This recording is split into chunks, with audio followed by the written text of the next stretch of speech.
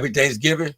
Gobble, gobble. I hope everybody had a happy Thanksgiving and y'all ate good. But y'all know what this is. Well, y'all really don't know what this is, so let me explain it to this. This is Detroit What Up, though. LFR did the pregame show. So we decided to do the postgame show on Friday, our time, since, we don't have a game this weekend. But the regular crew's not in here. Shout out to Day. Happy Thanksgiving. Sky, safe trips. Happy Thanksgiving. Tori, love you. Lady of LFR, DFR. Happy Thanksgiving. But they ain't here, so, I brought some guests in the building. Starting with our hockey experts. One of them, my man, Chris. Hey, what up, Doe? What up, though, Chris? Yep. Hey, you can find me on Twitter at X, Crazy Hockey Fan. Before I introduce everybody else, how was your Thanksgiving? My Thanksgiving was great. I got to spend time with my daughter. I had a great time. We'd gone and seen a few movies. We had some turkey. We ate some other stuff. It was pretty good. We had a great show last night too. Me and the next person that you're going to introduce. We had a great show, a hockey show last night. So that was awesome. So this week's been great. I'm gonna let you introduce the next person since you already started to. Okay. Starting our other star on the hockey show, my man Keegan. What's up? What up, though? I'm up, Keegan, Keegan? and you can find me on TikTok and on Instagram at ThatWingsFan97. How was your Thanksgiving? Pretty damn good. Had some pretty okay turkey first night, and then my family actually celebrates a second Thanksgiving today because of my dad's side of the family. So had some awesome turkey today, and now we're chilling. So we're doing this. Yes, sir. And our special guest of the night, you can find him on Smoking Jeremy B. You feel me? My man, Jeremy. No applause, just throw money. But anyways, hey, how's everybody doing? I'm Jeremy Ballrick, also known as Smoking Jeremy B. I run the Kneecap Biting with the Motor City Lions channel. You guys have seen me all over the comments, and you see me all over social media because I'm on Instagram, I'm on Facebook, I'm on Twitter, I'm on the South Florida Tribune website under the Motor City Tribune heading for where I write for. I'm also on the South Florida Tribune YouTube channel. I'm on Roku. I'm on Amazon, on your TVs, on the Huddle Sports Network. All right, let's get into it. So, sorry, Jeremy. How was your Thanksgiving? My Thanksgiving was blessed. It was awfully quiet. I got to sit and watch TV all day. And as soon as it got to halftime of that Giants Dallas game, I fell asleep. Oh, they got the. Oh my god! That Dallas game was hard to watch, man. I'm telling you right now, that was probably one of the worst games I ever watched in my entire life. And I woke up just in time to see that Miami wasn't going to beat Green Bay, so I went back to bed. Yeah, I didn't even watch the Miami Dolphins against Green Bay game. That was an interesting game. I didn't watch the other two games at all. No, I mean, they were in the background, but I wasn't watching them. Right. All right, for the people to know, I'm going to produce the show, and Chris, you going to control the comments? So I'm going to leave that job up to you. All right, so the Lions played. You want me to do this stuff right here? Yeah, you got it. Okay, cool. That's good. I was hoping so. All right. Well, the Lions played the Bears. And the game didn't come out to what I thought it was going to be because y'all know my prediction. I said 47-9. So, first off, Chris, how you feel about the game?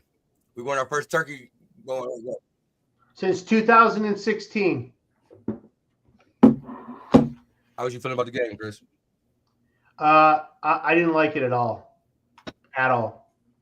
The first half was good, but we kept getting stopped in the red zone. And then in the second half of the game, we went away from our strength. I don't know what happened in the second half, man. The play calling I think, was abysmal. I mean, it was terrible. I did not like. I mean, we're talking like pass after pass.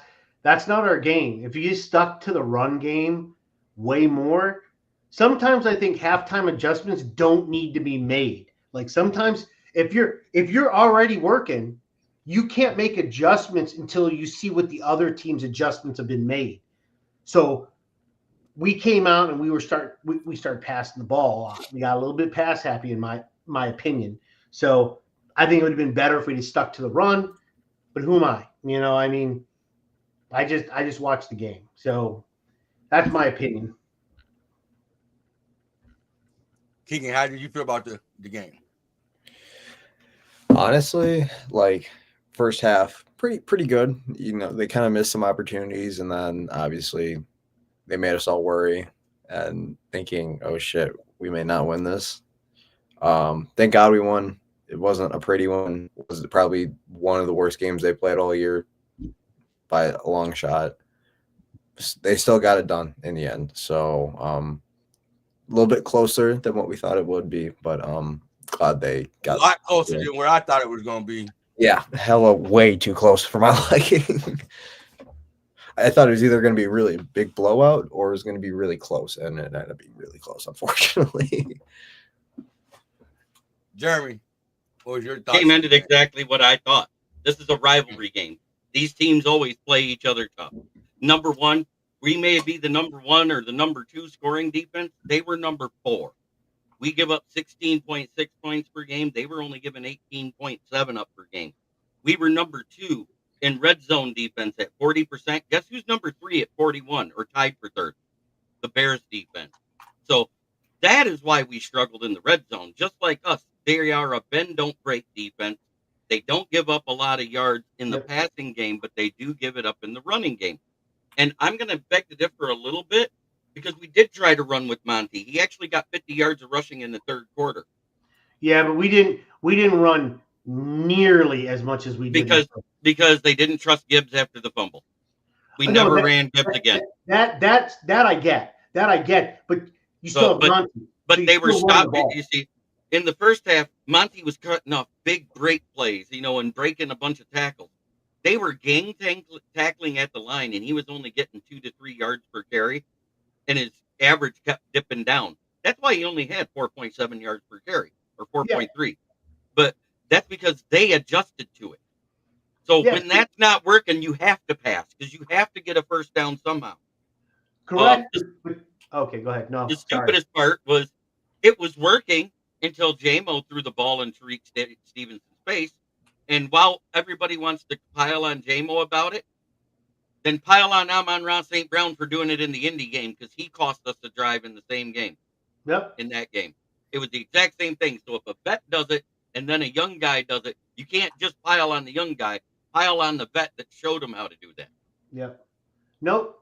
I don't blame the game on the penalties that we're taking because you get a penalty every once in a while, regardless whether it's the official seeing the second player, because you know how the first player hardly ever gets the penalty. It's the second player. So who knows? Maybe the guy was jabbing at him and he's just like, and they said one wrong word and Jan was like, well, screw this. And he just tosses the ball. Like, you don't know what was said prior to initiate that. And sometimes guys, 23 years old, he don't take that. And he just, What's funny is that was way more accurate than the penalty that Keenan Allen took for throwing the football at the ref. Yeah, I know. He drilled Tariq Stevenson right in the face. Even our group chat, even in the group chat, I thought the penalty was going to be against us at first because even Keenan Allen took his helmet off and everything. I was like, he should be getting a penalty for all this. My eyes. And then all of a sudden, because he was like, yeah, that's right. You got to. And then it went the other way. And I was like, oh, okay, well, that's great. Posturing is everything. He was mad because the flag wasn't thrown right away. Yep. Because he thought that Terrion Arnold ripped his helmet off in that tackle. Because remember, it was a high tackle by Arnold. Yeah, it was. And he never touched it. What happened was that was Newman. No, it was Arnold. It was both of them. Neiman hit him first, midsection, but it was Arnold that came over the top. When he came over the top, his arm pulled his jersey. His jersey undid his chin strap. Yep. And he didn't realize it. And it just popped his helmet off. So he's all looking for a penalty, thinking somebody ripped his helmet off for hands to the face. Yeah. And that wasn't what it was. No. And when he got upset, they didn't show it because remember they were only showing him from like the elbows up on that initial view. When they showed the replay, you see him chuck it right at the ref's feet. Yeah. Mm-hmm. And that's what he got the penalty for, is chucking the football at the ref. That is a penalty, attempting Yeah, it to hit is. a ref. Yeah, you got to hand it to him. I mean, you could probably float toss it to him, like if he's paying attention or whatnot, but you don't throw it at the ref. Like, screw you. He was bowling for refs. So, all right, my first topic the other night. Did y'all see the fashion show we had? yeah, I saw that. Oh, yeah. I thought you were talking about the way Caleb did his nails for the game. No. Hey, they are really embracing this Sonic and Knuckles. They are. They got going on. Did you see the cleats they had? Yeah, the cleats were cool. Yeah, they literally had the Sonic and Knuckle cleats. It's great. I think it's funny that the Knuckles ones look more like Legos than Knuckles. I said it. I thought it was a Lego. Oh God! When I first seen it, I'm like, oh, he glued a Lego from his kid's toy box onto his shoe. So like, yeah, but they don't make a Lego piece six piece like that big. And did you see J-Mo? His shoes? He got the Kobe Bryant Grinch editions on. Mm-hmm. Thought that was beautiful too. All right, let's get into some of these plays, man. First quarter, like it was a tale of two halves. The first quarter, I feel like we dominated. We did what we wanted to do. We would have plays like this. Here we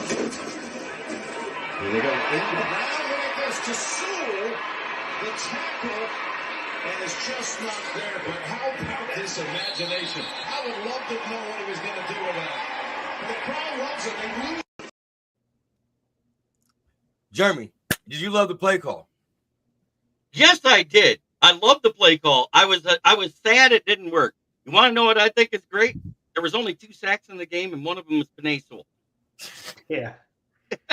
Something he hasn't gave up in his whole whole season this year. See, I want him to have a rush for at least 1 yard, a pass, and he's already got the reception. So I'm trying to get him for the. I want him to get all four, or all 3. I want him to get all of it. So he beast moded that dude. Look at that. What I was hoping he would do once he stiff armed that guy, I wanted him just to bowl forward because there was only one other guy until they all collapsed on him. But he probably could have gained a couple of yards. Well, what you didn't see until you saw a replay where they show a wider angle of it was actually that Laporta got open, and that's what he was trying to do. But there was so many people in front of him, he didn't want to take the chance of the ball being batted down. And I get that. That was smart of him to pull the ball down and try to keep running. Not too many players to pull the ball down. They would have thrown that ball. Right. And you want to know what else? The fact he carried 5 guys out of bounds with him. Yeah, I know. And didn't go down. Right. He never went down. That's almost like when he got the first down. Remember? When he's getting there and that guy tried to hit him, he bounced off. Yes, that would make a great Sewell poster. I agree. You know what? I actually think Sewell is more mobile than Jared Goff. At this point, oh, stop! Literally, I'm joking, but the way he came out of his stance, and he was moving. Keegan, how did you feel about the play? When I first seen it, I was like, "What the hell are we doing?" When I was like, "Oh, he about to throw the ball," and I was like, I thought he was going to throw the ball, and I'm like, dude, like there's no relent with Ben Johnson, man. He will pull anything and everything on any type of day. He was about to throw that ball. I'm like, that man about to score a touchdown, and he didn't get off in time. I'm like, oh shit, he's gonna run it. If he'd have been able to throw that ball and complete a pass, you'd have never heard us quit laughing at the Bears defense. Oh my God! I mean. If he'd have been able to complete that pass, we'd be laughing at him more than the fact they couldn't tackle him. You're talking about a 330-pound man. That's not easy to do. And he actually is pretty athletic. We've seen it. We've seen him receive passes. We've seen him do that. We've seen him run downfield blocking, and he's blocking 20 yards downfield, still making room for guys to get more yardage. His athleticism is out the charts.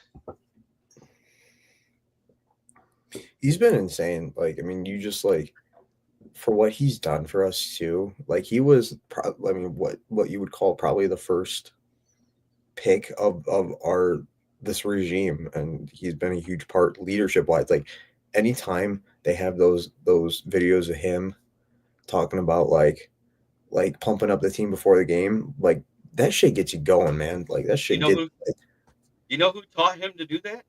Dan Campbell. Jared fucking Goff.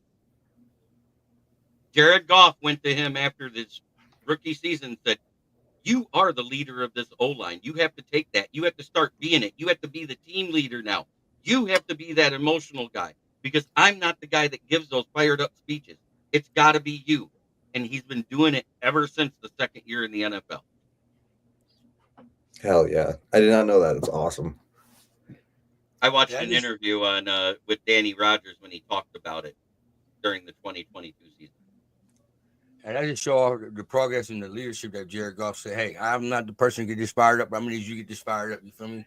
That's just team leadership. So shout out to Jared Goff. Yeah, right. That he recognizes that he's got to be the vocal, emotional leader, whereas Goff leads by example. That's the type of leader he is. He's a quiet leader. He will do it in the locker room after a game because he's already fired up then. That's different. Yeah. Yeah, not everybody leads by the same type of style. Like, not everybody has the same style of leadership. You want to talk about leadership? Let's see. First of all, let's talk about Jamo. My man did his thing this day. He did his thing, but he did have some boneheads play. Let's see a bonehead play that Jamo. Wrong click, my bad. Hilarious. That was hilarious. I loved it. I'm sorry. That's like, talk shit again. That was a smack to the face without smacking him. That's what it was. See, it's cool in the regular season, and I get it. I mean, I'm sure he'll be smarter when we're in the playoffs, but I'm just, yeah. He's still young, Chris. He's still young. Yeah, he's still young. And Dan Campbell already addressed it. He goes, man, as soon as he got in the locker room, he didn't have to be prompted. He didn't have to be asked about it. He went straight to the team, even before the reporters got there, and said, hey, guys, I'm sorry I costed the team a penalty.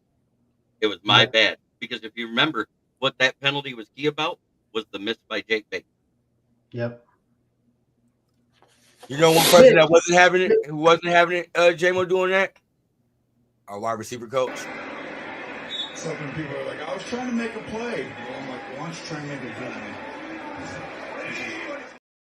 one? And he tried to plead his case. He goes, I don't want to fucking hear that. And it's funny because he did that dad thing, like, don't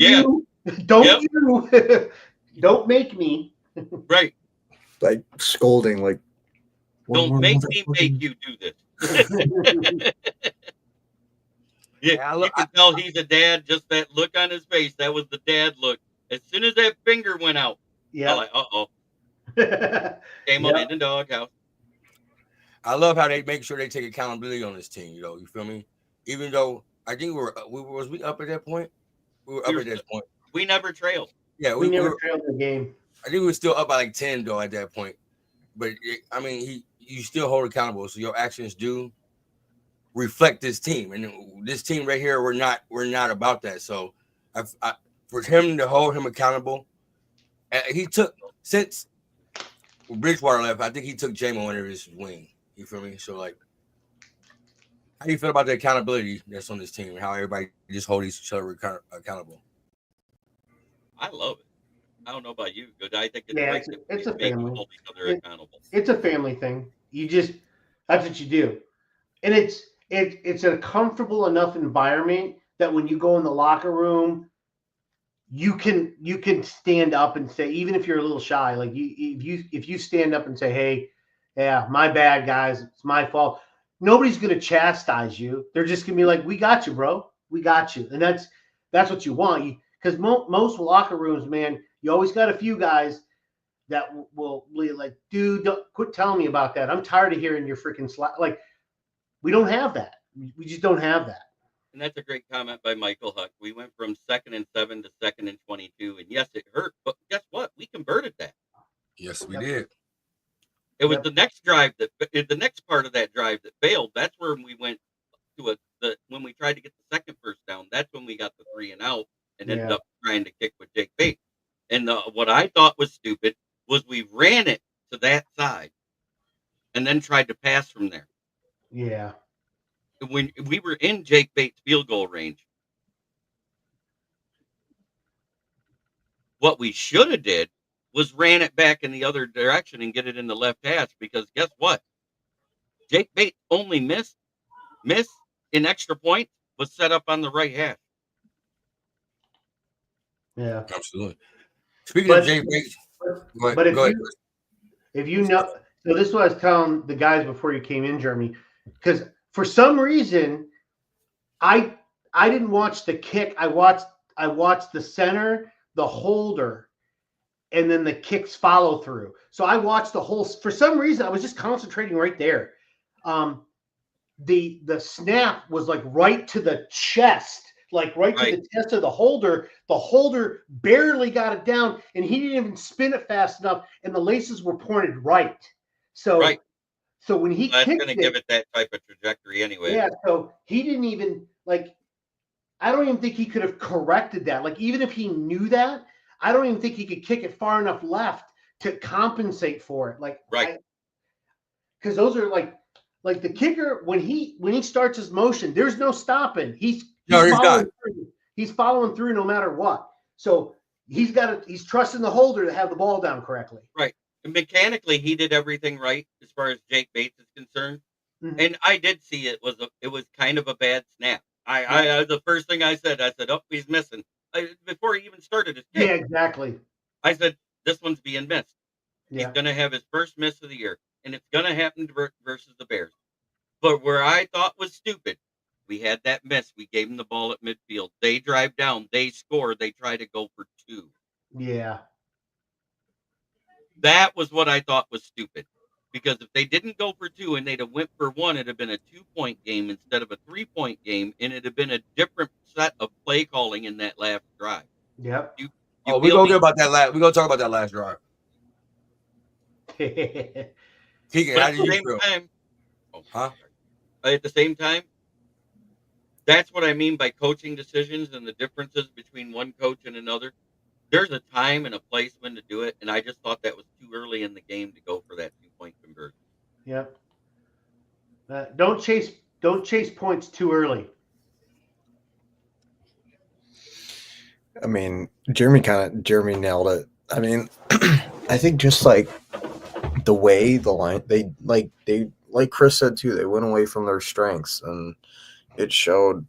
And I think honestly, like biggest thing for us has to be just we just went away from our game. Like that's just plain and simple. And you saw like our offense got a little bit more scared. Granted, our defense got banged up pretty bad too during that game. But I think overall, like there's a difference between a coach that has experience doing this kind of stuff, like, you know, the experience, you know, trying to win games and trying to get everything out of their players, and coaches that make dumb decisions at the wrong place at the wrong time, and it costs them their job quite literally. We're gonna get into that too. Yeah. Hey, Bannon was on the pregame show. I told you guys that it was going to be a close game, and none of you guys believe me. Y'all had the Lions scoring 35 points. I know you 49. I said 49. Well, I thought they were going to 35 or more. It was going to be either one or the other. I do believe I either said 28 or 21 to 17, I think, or 13. You said 28-17. Okay. So I knew it was going to be a close game. We play the Bears close. I don't care. I don't care if we had Hall of Famers all up and down our roster. We still just, for some reason, we play close to the Bears. The Bears always play us good. They just match up well against us. And let's look at it this way. How many games between the Bears and Lions, whether win or lose, have came down to a one-score game in the past 10 years? Yeah. Yeah. No matter who was favored. Yep. Yes, sir. Next week's game's going to be rough, too. I mean, we play the Packers. It's going to be a rough game, too. At least it's in our house. Yeah, I know. Because, once as they were moving the ball, they were getting hurt by those false start penalties and holding penalties from being frustrated from how loud our crowd was. Yeah, and it's funny how the Twitterverse was saying, and for once in our lifetime, they actually were like, they're actually saying that the refs were on our side. Like that blows my mind. They kind of were for a little bit. But at the end of the game, they tried to give it to the Bears. Yep. Because I'm sorry, that PI that was called on Vildor, that was not PI. They were jockeying him for position together. They were 15 yards away where the ball went. It was not a catchable ball. Yeah, that was not even close. Speaking of Vildor, and you got Lions fans that are blaming Vildor for that penalty. The dude played I'm on Vildor. I was on Vildor last show saying, yes, he was. I don't respect him because he had such a poor game before. Sky was telling me, hey, no, he's a backup for a reason. I go, yep, you're right. He's a backup for a reason. But he still played. I mean, you can say somebody played terrible. I don't care who they are. They still played terrible. He did play terrible, but you know what? But that play, he was doing what he was supposed to do. Because guess who initiated contact? It was DJ Moore. DJ Moore reached back and was trying to push him off, and he's like, fuck you. You know? Yeah, but Vildor actually had a good game. He had a couple of good stifled tackles on the run game. He came up and got a couple of tackles. He limited the receivers to 2 catches for 14 yards. He did really well. I said I would give him props if he did well. He had a good game. That PI call was garbage. So for any Lions fan that says that Vildor is trash, I mean, I'm not going to say he's really, really good, and I'm not going to say he's trash now, though. He had a good game. He had a comeback game that was really good. That PI call was trash. Sorry, but it was a trash call. I agree with that. So, Chris, after you said Vildor was so bad last game, what grade do you give Vildor this game? Just the overall grade, it's still like a C. I mean, still he played. The thing is I'm not going to grade him based on what level of player he's a play. I always grade everybody on the game itself. So if you come in and you're an undrafted free agent and you come in, I'm still grading you on the game. I'm not going to say, well, what'd you expect? Like, he's undrafted free agent, so I'm going to give him a B. No. If he played a C-level game, he gets a C. I don't care what position. He's still I'm talking about this game alone. What grade? Yeah, C. I give him a C. I agree. His last game wasn't even on the charts. He was an F. So you give him what he deserves. He deserves a C. He play well. If he'd had more plays, I know that I don't count the PI. The PI does not count. So he played C. He could play much better of a game if he really wanted to. He could. Jeremy, what grade? You said a C, Sue, Jeremy? I'm right at a C. He was neither good nor was he bad. He was average. That's what he was. Mm-hmm. Keegan. Grade. It's tough. It's tough because he was put in such a weird. Like, everybody's hurt too, so it's like he played well, but like he didn't play great. So it's like I'm gonna give him like a C. Like I said, you can't really dog him too much. Yeah, like he played well for what he was given, so I'll give him a C. Like, if he came in and he got a sack or a half a sack, I probably would have given him a B. Like, does he do that? Probably not. Not very I will often. say one guy that did. But if he happened to get one, that's cool. He's just like, if he got a pick, if he would have gotten a pick, because he almost had a pick. I do believe he almost had a pick. I think it bounced out of his hand. No, that was Terry on Honor. Oh, that was Terry on. Okay. But if he would have gotten a pick, I'd have given him a B. Like, he's got, like, you got to play your position, and then once you've played your position, how have you altered the game to get you the better grade? Like, have you altered it by getting a sack? Have you altered it by getting a pick? Was there a big play in the end zone that you knocked it away and that would have been the game-winning touchdown? Like, those things factor into grading, So that's how I would have looked at it. But yeah, like that last play where Arnold didn't let the guy get close to the football that Caleb threw. Yep. I gave Arnold a B in this game. I don't know about you guys, but I gave him a solid B. No penalties called on him. That's right. For once. You know what's funny is the first 4 games, he was leading the team in penalties.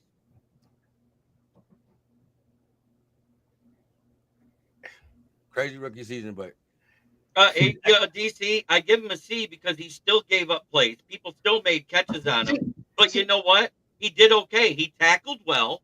Yep. And he defended a ball. That's what he did. He defended a ball out of the 6 targets he had. There was 3 receptions. See, this is the issue that I have. I'm not saying this is a bad call, but on DC, but it's either nothing or it's 10. Like there's in betweens. Like guys, like come on, like a guy. What do you expect him to do? No, I expect him to play his job. Guess what? Doing your job gets you a C. A C. When you do your job the way you're just doing your job, that's a C. That's exactly what he did.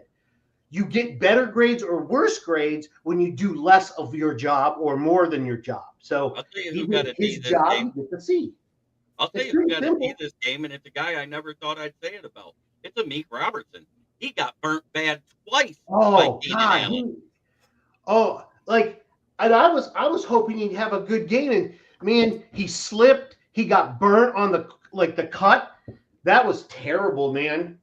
And it was a wide open. Now, some people say that, who was it? Somebody said that Jack Campbell was at fault for that one. I don't know if that is. I didn't see the replay. I just saw the live play. So I don't know if that was true. Leo says send him the link. That wasn't. What? how many receptions did they have in that 6 times they threw on them, though? 3. Oh, he had 3. I thought they had 2 for 14 yards. I saw the stat for. No, because he wasn't always on one player. There was another player that got a catch on him. Okay, gotcha. Let's talk about. But see, that's the thing with. So just respond. Sorry, Bandit. Just to respond to him. Yeah, he threw to him 6 whole times, but guess what? He still just did his job. Like. You can't help the 2 bad passes that nobody could make a play on. Yeah. He made a play on one, but there was 3 receptions against him. That's an average. That's fine. I mean, the cool thing is they didn't throw to him. They only threw to him 6 times. That's great. That's because when he wasn't on the field, Dorsey was. Hey, Leo, if you go to our group chat, on X, the link right there, my brother. Right there. You're more than welcome to help, man. If you come in with a breakdown, come in with a breakdown. We miss Leo's breakdown. Yeah. Absolutely. You always welcome on the show. Let's talk about Jack Campbell and that hit on Caleb Williams. Jeremy, start with you first. Oh, that was a clean hit.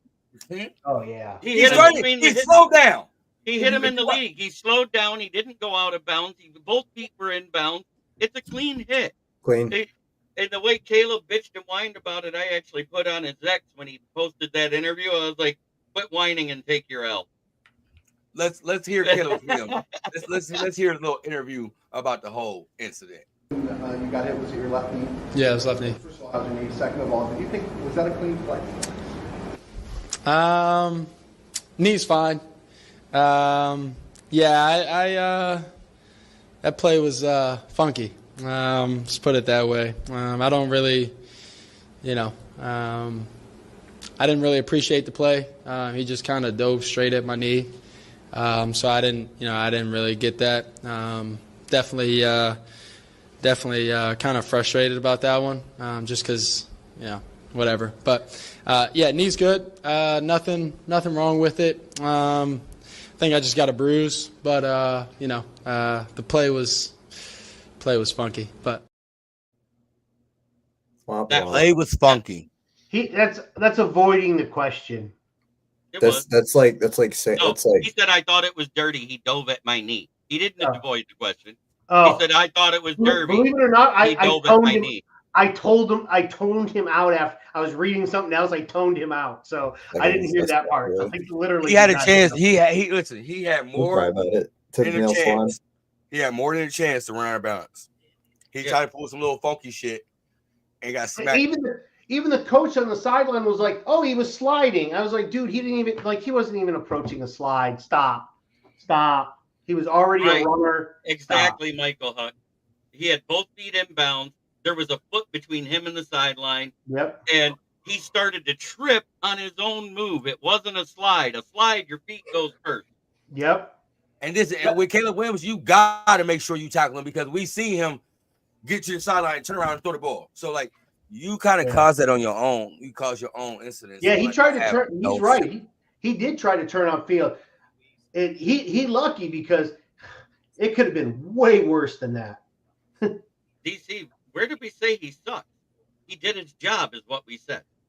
Yeah, I know. I saw that too. I didn't want to go back to Vildor, but yeah, that's the so if Amon Ra went out there and had 5 catches for 50 yards, I'm going to say he had a C average game.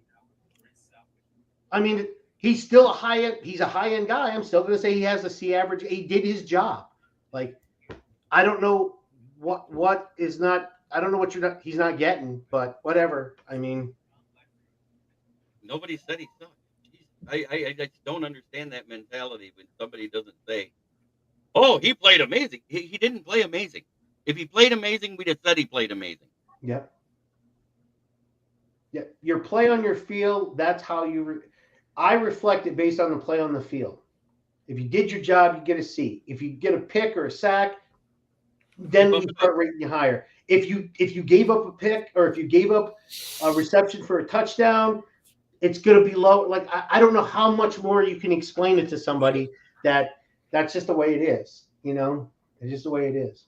But Leo, if you're still watching, bro, I just tagged you in the post, bro. Tagged you in the comment so you can get on the link you on the show. Sorry, Chris, I didn't mean to cut you off. Please continue. Yeah, you did. No.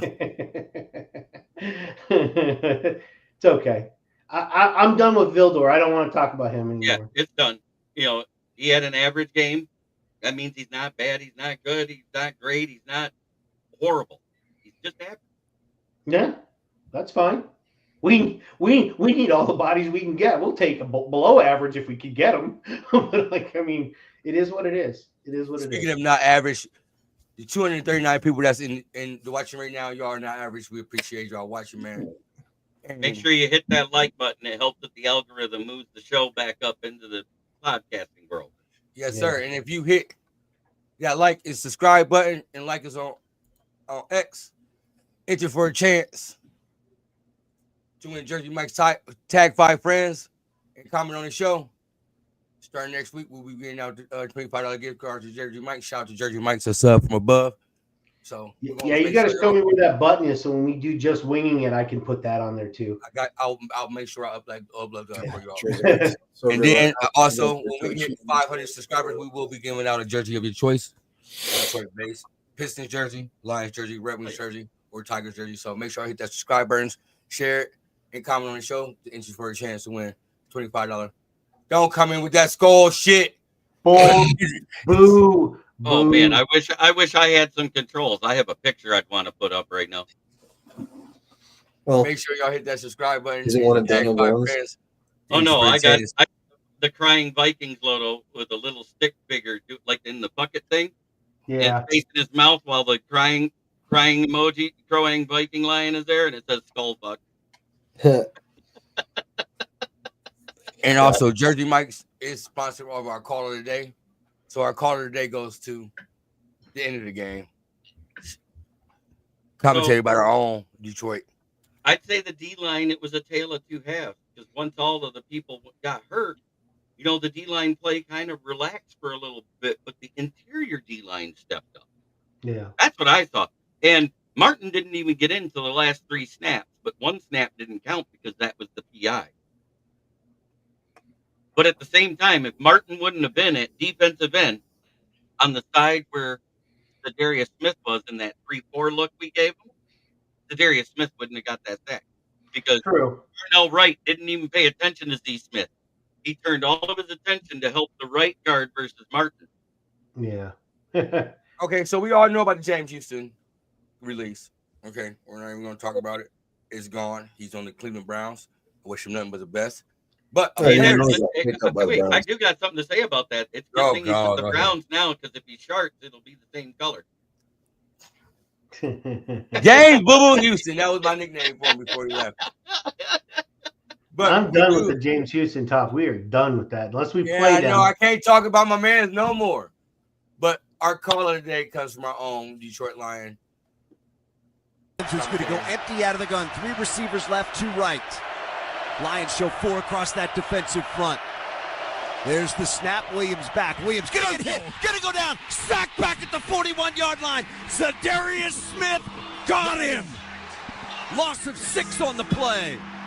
Clock moving down to 24 seconds to go. That's why 99 is here. That's why he's here. Yeah, just ran right by him. Down to 18. Bears go straight to the line. 3rd and 26 from the Lion 41. Williams with 10 seconds to go in the game. Williams with 7.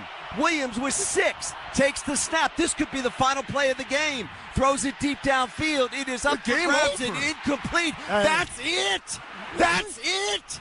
That's it.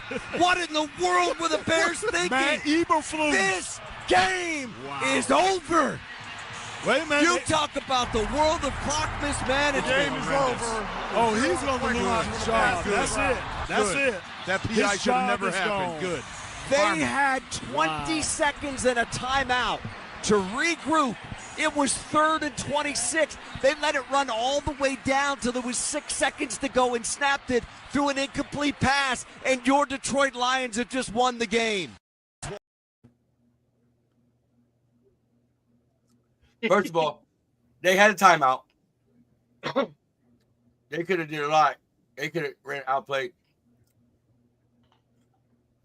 That whole sequence there reminded me of Jim Caldwell at the end of the game. Don't bring up. Oh God, here we go.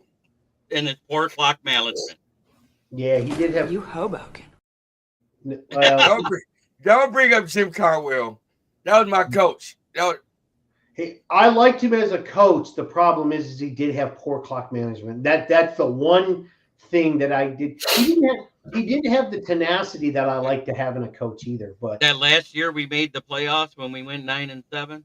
Yeah, you realize that it took 8 Matt Stafford comebacks because of poor play calling to get there. Oh yeah, no, I absolutely know that for a fact. Shout out to Jim. You ain't getting nothing but love from over here on Detroit Fan Report. So, how did y'all feel about the last call of the game? The last call of the game was wonderful. I ain't gonna lie, but the play calling of the Bears was stupid. As soon as he was sacked, timeout should have been called.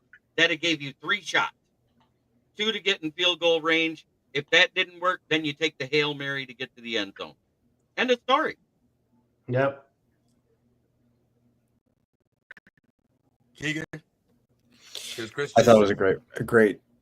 I mean, I hate how they don't use those guys as like it's like for here it's radio. They don't use it on the national broadcast.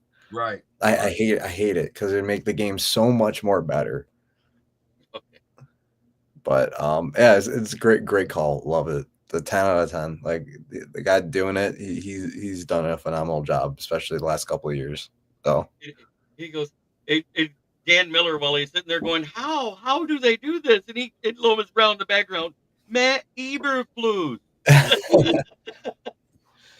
Yeah. Or as I've been calling him for the last 3 seasons, what have I called him, Bandit? I have no idea. I ain't gonna lie. Matt Eberflus. Yeah.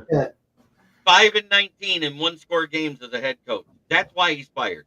That look that you posted just there, that says it all. Dude was just no emotion, just sat there like, oh well, yeah, probably not gonna have a job tomorrow. And that's why I said the Jim Caldwell reference. Whenever things went wrong at the end of the game, he had the exact same look. Yeah. You want to know what's funny is after the game, I looked up head coaching jobs for the Chicago Bears. The position was open. It was open before he went to press. Yeah. That's crazy. DC, if the coach calls the timeout like he's supposed to, as soon as the sack happens with the rookie quarterback, it didn't matter that the whole play was lazy. Because then they'd had a 60-second timeout to go to the sideline, talk about it, draw up a play. Yep. That's high like school coaching 101. It's chapter 1, verse 1. At the end of game, the second call a timeout. The second Smith sacked him, I'd have called a timeout. Exactly. They had 27 Call a seconds on timeout. the You've clock. got your time. You can run it out, get a little closer, and kick You've the field got goal. 3rd and 4th down to go. Have at it.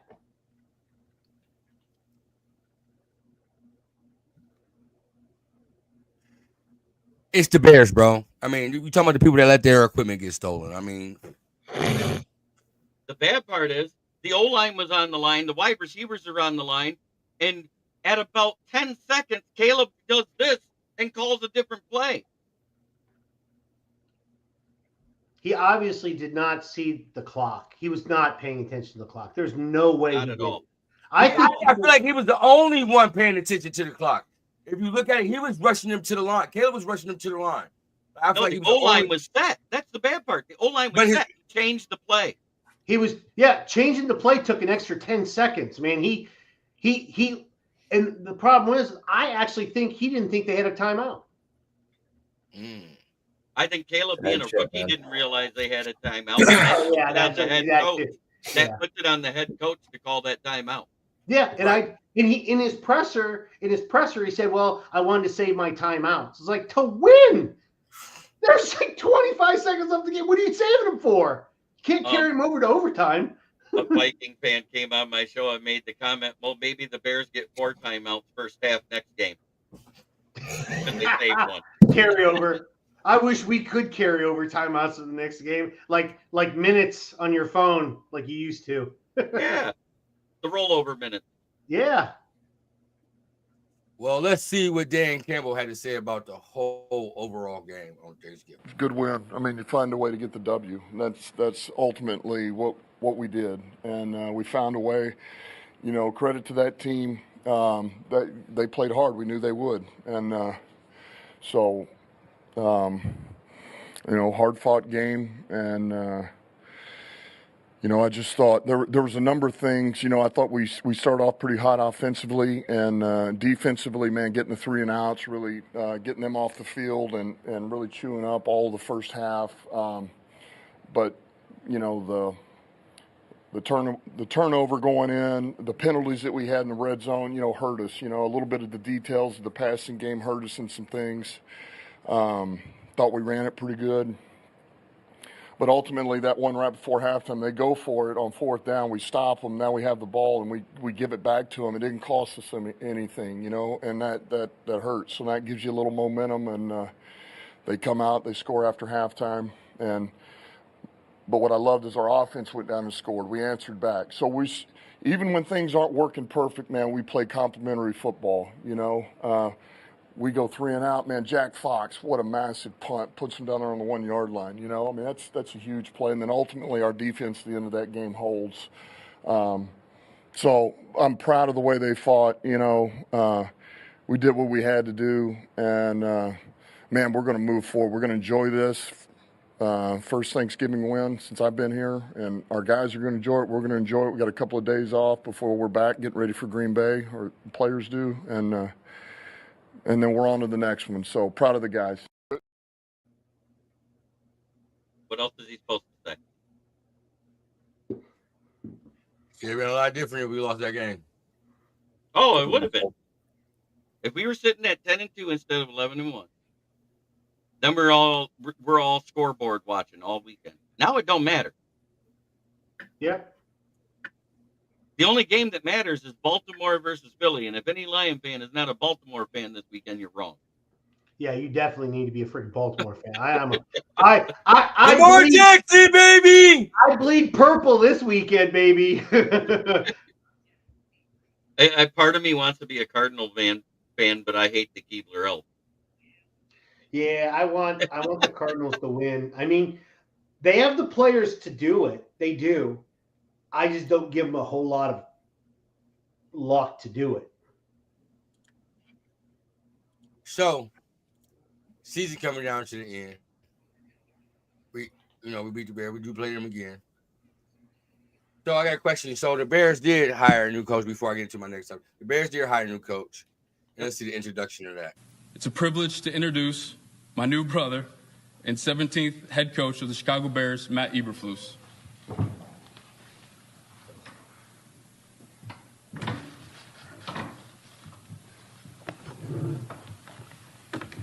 No applause, huh?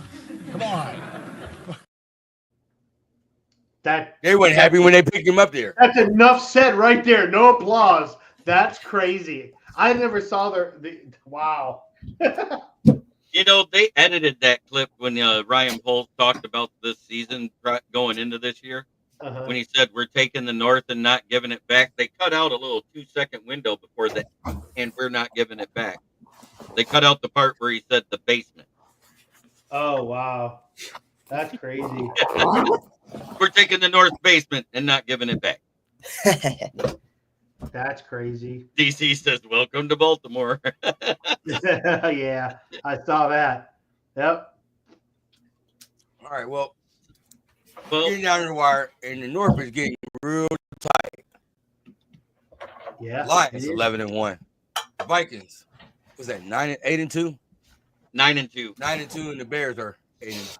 I can't really see 8-3. They're 9-3 now. 9-3. So, with that said, who do you feel is our biggest threat coming out of the North? Really? Jeremy, I'm sorry with you. Bills. I said coming out the North. Coming out the North. I don't think anybody's a threat. The only person that's going to beat us is us. Yeah. Yep. I was gonna say the Bills too, man. So I'll be right there with you. But yeah. Hey, Chris, can you hear me? I said the biggest threat in the North. You know why You know why he does that? I know. You saw the other night. show. Yeah, I was on that show. Remember making comments. Listen. Jeremy's not far behind me. Okay, so Jeremy, I said it's not far in the North. Who's our biggest threat in the North? Our biggest threat is ourselves. Yeah. Yep. You absolutely put that comment back up there. You absolutely right. Our biggest threat is the injury report, and we're gonna get over some. We've been next man up the entire damn time, and guess what? We're still next man up. Now we're gonna start poaching practice squads. We got 2 today. Yep. I expect 1 more by Monday. Yep. Well, a big hurt right now. I feel we got Malcolm Rodriguez, man, out for the year, man. Your thoughts on Malcolm being out, man? Rodrigo out. It sucks. The only good thing is we're supposed to get Anzalone back by week 17. I think he was broken, wasn't it? Yeah, but it was a clean break. No ligaments, no nerve, no tendon damage. It was a clean break, and it was just one of the bones, not both, in his forearm. Mm-hmm. So he already had surgery to repair it. It was supposed to be 4 to 6 weeks. It happened before week 11. Yep.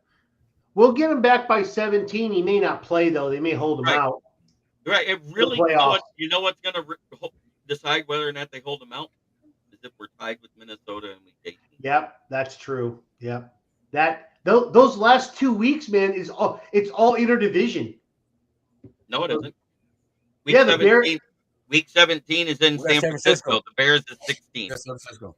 No, okay, so maybe I was looking at the other 2 teams. That's why. I was looking at the other 3 teams. Bears, Packers, Vikings. and Vikings all play each other. Yeah, exactly. They all play each other those last 2 weeks, man. I think the Bears may play New Orleans, but I'm not sure. They play New Orleans in week 16. They play the Vikings in 17, and then they play the Packers in week 18, if I remember right. Okay. But you know, what's funny is the Bears actually played the Lions better than the Packers did. Yeah, they did. Yep. And I'm not even trying to make fun of Packer fans about that. They should really look at themselves in the mirror because all their wide receivers were healthy. Their O-line was basically healthy. They had like 1 D end out at the time, and I think 1 guard out at the time. And if they do go to 18-man rosters, I agree. They should go to a 60-man roster and a 15-man practice squad for a total of 75. Yep. I've said this. we also need 2 bye weeks if they go to 18 weeks. Yep, we do. Another. No, if they definitely go to 18, I'm all for the 2 I bye am weeks, too. man. Because I think the trade deadline week in the middle at week 9 or week 10, whatever they do, that should be a bye week. So you got time to get your guy in and acclimate them to your team and your roster before they even have to play. That's a good point. And then you have a rotating one with the rest of them. But the week before the bye week and the week after that middle bye week, there's no bye. That's right. Yep. Oh, Roger Goodell, are you listening? Roger Goodell, are you listening? That's a good point. I didn't think about that. That's actually a really good point to get a bye week in there, because you really don't. If you can help it, you don't want to get 2 bye weeks too close together, because then That's it really. why I said you got to have that 1 week window on each side of the middle week, minimum. Yeah. 1 week window, and that 2 weeks is so huge because then you could make that flag football or the skills competition thing mid-season where people might actually want to watch it. You don't have to worry about Super Bowl players that are actually voted to the Pro Bowl sitting out. Yeah, that's true. Also, another player that got injured, but it's not really as severe as Malcolm, James Pascal. Yeah, he's going to miss probably at least this week, maybe next. It sucks, but that's why we picked up that Jonah Williams. He is that mold of player. He's 6'5", 275 pounds. He's played 48 games for the Rams. He actually has a Super Bowl ring. He has 2.5 sacks, so he's not that big of a pass rusher. But what he is a great run stuffer and a great tackler. He played 16 games in 2022, and he played 17 games in 2023. And he's been in spot starts this year when people have been injured. He's played in 6 games this year. Yep. And he might find himself as a backup on our roster if he does well enough. Right. Because, with poaching them from a practice squad, just like Juan, they're automatically on the active roster. Yeah. And it's great that we got them before we even start practicing. Yep. Absolutely. Yeah. People watch it. It was actually the second. You know what? The only thing that beat it for a sporting event? The Pro Bowl. Even though it was lower than any other regular season football game, the only thing that beat it was the World Series. The NBA Finals didn't beat it. The NHL Finals didn't beat it. So while you say no one wants to watch flag football, they watched it. And it's more for the skills competition than it is the actual football game. That's true. That's a lot of people put it on because the skills competitions were already on and they just kind of leave it on. It's more background noise than anything, so it still gets its ratings. But I mean, I'm not a fan of it. It's something. It's better. It's better than the basically the same thing in pads that it was before. I mean, I miss the hitting and everything like that, but nobody's going to do that anymore. So. But after Sean Taylor laid out that punt returner, they're never going to have hitting in the Pro Bowl again. Yeah, that was my boy, bro. Sean Taylor, RP Sean Taylor. That boy used to crack heads. Yeah. You know who Sean Taylor was? Louis Delmas. No, Louis Delmas with more talent. Yeah. That's an old school player. I like it, though. That was my boy. I had him on. Remember, I had him. Who was the better Lion? Louis Delmas. Hey, Keegan, get off of TikTok. I'm just kidding, man. I'm just kidding. I'm getting He was on TikTok and he was messaging. I've seen both forearms having the muscles twitch. A player that we also brought in, really good deck, Alexander. Yeah, and, I love this guy. This is the guy I really like. I really like this guy. I like him, but the only thing I'm worried about is if it ends up being like Marcus Davenport. We have him for 2 games and he hits the IR. The guy's been an injury magnet the last 2 seasons. Yeah, that's why he's on the practice squad for the most part, because he's a stash. Wasn't it a ACL in one knee and then an Achilles the next year, or vice versa? It was one or the other. I mean, it wouldn't be anything we haven't seen in the last 3 weeks. Brad Home special. Brad Home special. Brad Home special. Man, we'll take anybody, man. If you're in a walk, as long as you're not in a walking boot, I think we'll be fine. DC, there's a reason I said it the way I said. Sean Taylor reminded me of Louis Delmas with more talent. Yeah. because he was more athletically gifted, which means if you're running faster and you're stronger, you're gonna hit harder. Yeah. Benny Blades, I miss that guy. Woo. Yeah, Benny Blades was amazing. Yeah. All right, you know what we do before we end the show. Give me your offensive player of the game, starting with Jeremy. Sam Laporta Body. Even Sam Laporta, gotta be shitting on defenders. You know, I already know. Shitting on. You know, I did that in a minute. Hey, shout out to Sam. You feel me? You finally showed this guy, gave me 2 touchdowns. Sam Laporta Body, because he be shitting on the God. Chris, He's on my hey, phone. listen, Keegan, I haven't been able to say that all year, right? Last year, that was my name.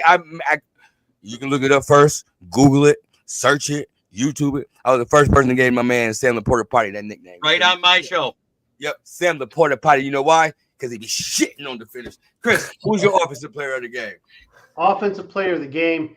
I don't like to pick the same guy. I always pick somebody different. Yes, I'm going to go with Jared Goff. No interceptions. Did his No thing. interceptions. 2 touchdowns. Played. He I believe he was like 21 of 34 or something like that. I mean, he did really well. I'm not going to say he had, was great. He did very well. He had I think he had a passer rating of just over 100. I mean, I think his QBR was like a 60 or something like that. So he did well. Keegan, give me your offensive player of the game. Shit. You can't say Gibbs because he fumbled. Yeah. I'll go Montgomery. Wait, you could say Gibbs because he did average 9.7 yards per carry. Yeah, I don't give it to Gibbs because after that fumble, we went right back to the fucking NFC Championship game. I'll go Montgomery. Where we did not give him the ball at all, and that kind of pissed me off. I'll go Montgomery. I like the way he played that game. So, all right, Bandit, your turn.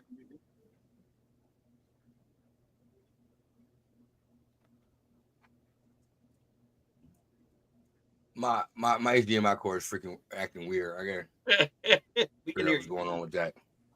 Give me your defensive player of the game, Jeremy. My defensive player of the game, Zadarius fucking Smith. 3 tackles, 1.5 sacks, 8 pressures, 2 QB hits. You took my guy. There's another one. There's another one. Chris's too. I took Chris's too. No, Zadarius Smith was not my guy. Okay. Yeah, don't worry about that. You took my guy. Chris, give me your defensive player of the game. DJ Reader, that's my guy. I called him first. What? That was his too. Oh, okay. I already see it because his face just went flush. Yeah, DJ Reader was my guy. I always call him for like a sack each game. Like it didn't come through last game, but it did come through this game. So I was very happy. 2 sacks, and the people agree with you. Mm-hmm. DJ Reader. All right. Before we head out of here, Keegan, who's your?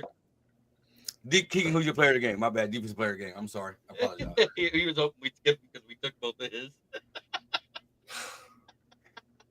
I'll go Arnold. Okay. I have an honorable mention. The helmet of Al-Qadim Muhammad for being the second best pass defender. Listen, I was gonna bring him up. When James Houston got traded, he stepped his goddamn. He might be my new James Houston. You feel me? The underdog. I love the underdog. You gotta give him shout outs too, man. Yeah, he had a pass defense, a tackle for loss, a sack, and a tackle. I don't know if they count the tackle as the sack, but no, the tackles are separate from the sack. That's what I thought. Okay. Yep. He did well. He did above average, man. He talking like B- ish, like he did really well. All right, before we end the show. Was helping to collapse that pocket. Oh, Aleem was a beast. Aleem was a beast. That's one of the reasons why Mr. DeAndre Swift with the balsa wood knees only had 39 yards because Aleem was in his face every time he came through the line. Yeah. The only time Swift broke through the middle, guess who was there? And it's why he has the lowest CF. No, that's why he has the lowest CFF grade on the team. It was Mekhi Wingo. Yeah. Wingo got hurt too. Yeah. All right, before we head out today, I got a birthday boy from the Minnesota Vikings fan. Ugh. Go ahead, It's say okay. what you gotta say on your birthday. Nobody's perfect. What the Sigma? Oh God. Hey, make sure y'all subscribe and like Detroit Fan Report. I'll see you on the next one. Peace. Yeah. Yes, sir. Thank you. Happy birthday, little Jeremy, man. let everybody know they can Birthday. find you at, Jeremy. Well, you can find me by that name right there on Facebook. You can find me at Smoking Jeremy B on Twitter. You can find me at Smoking Jeremy B1 on Instagram. You can find me at Kneecap Biting with the Motor City Lions on YouTube and all over the Huddle Sports Network family of shows. Chris, let them know where they can find you at. You can find me on Twitter or X at Crazy Hockey Fan. You can find me on TikTok at Crazy Hockey Fan 1. You can also find me on with my name on Facebook. Keegan. All right. My star. Let them know where they can find you at. All right. You can find me on TikTok and on Instagram at ThatWingsFan97. All right, before we go on, well, y'all know who I am. I'm Ben. Y'all find me right here, Detroit Fan Report, Neil Green Sr. on Facebook. But before we go, I got to give a couple shout outs to our shows. Yeah. Starting with on Monday. Tuesdays, we got the NFL Weekly Show at 8 o'clock. Make sure y'all come check out Miss Natty, the sports diva, right here. But they can't see you. And then on Wednesdays, we got LFR with Sky and Sky and Tori. Make sure y'all come check them out at 10 o'clock on Tuesdays. Thursdays, Chris and Keegan, I'll let y'all take it. Well, it'd be nice if we could see each other, but yeah. So me and Keegan do that wing, or we do that wings. We do just winging it at 9 o'clock on Thursdays, where we talk several things, including not just the Red Wings, but we also talk other NHL topics as well. You just lost your mic. Yeah, you lost your mic. Oh. Yeah, that was our very first show. Hey, they serious. That's They great. serious on that hockey show for real. Make sure y'all catch them on that hockey show. They serious on that. That was I'll have to check literally- it out. I almost like the Red Wings again. Yeah, that was Halloween night. We actually did it on Halloween night. My buddy was in the corner, and he was. I mean, we were drinking a little bit, but he's like, "Bro, if I knew more about hockey, I'd watch that." I'm like, "Hell yeah!" Yeah, Hey, Bandit, before we go out, you want me to do my famous exit line? Oh yeah, I got you before you we do the whole Okay, program. just go ahead, Chris. I just wanted to ask that before we got too far into any stuff. Oh, one more topic before we head out. Did y'all see this? Yes. Oh, that wasn't the one I was talking about. Wait. No. Best record in franchise history. 11-1, baby. This one. Yeah. Golf. The only quarterback since 1950 to have 10 game winning streaks for multiple teams. Golf out here doing things that people ain't never did before. Well, other than Peyton Manning, the great Peyton Manning. Yeah. All right, Jeremy, head us out here, bro. Try every day to be a better person than you were the day before. That's the only way to make the world a better place. It starts right here. Much love, and DC brought up the spade new to your pet. Okay, Hey, Bob Barker. I remember that. Don't think I did. I remembered that. Right when he said spade and neutered, I go, I can't believe he uses It's that. okay. Wait, I got a buddy on my show named Keegan, and every time we got ready to say it, he would never say it right. He would say, "Stay nude to your pet." Hey, my kid is taking over. You feel me? Come on, This come day on, holiday Tata, season. come on, Tata. Yeah. Hey, fathers They're matter. like- You feel me? Fathers And I matter. don't mean this by the guy's name. They're like Bebe's kids. They For don't sure. die. They just multiply. Multiply. I got 8 of them. You feel me? I got 8 of them. Where Lala? I had that thing in a knot. I make sure my name live on. But hey, I'm Bandit, man. You make sure y'all check out Jeremy on his podcast. Make sure y'all check out Chris and Keegan on their shows, man. With that shit, man. This Detroit Fan Report, and we out. You can find me everywhere, man. No, you can't. Yes, they can.